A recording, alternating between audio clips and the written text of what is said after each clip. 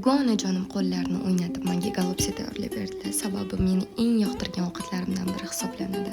Bolgarskini tozalab olib, nachinkani tayyorlab, ichiga sovolib, mana shunaqa akkuratni, chiroyli holatda tayyorlab olib, kartoshkani archib, yuvib, momnaqa shaklda to'g'rab olamiz. Qozonga moyni solib, ketidan kartoshkalarimizni solamiz. So'ng golubtsilarimizni terib olamiz, chiroyli qilib. Mana shunaqa qilib terib olganimizdan keyin ozroq suv solamiz va kutamiz.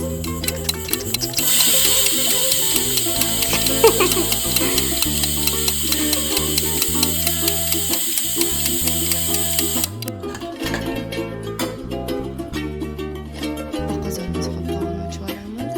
And voila, qarsaklar. Buni hidlariga odam o'zi to'yadi. Albatta, yomon yomon chiqadi. Shunaqa chiroyli qilib suzib, oshqozonlarimizga tushiramiz.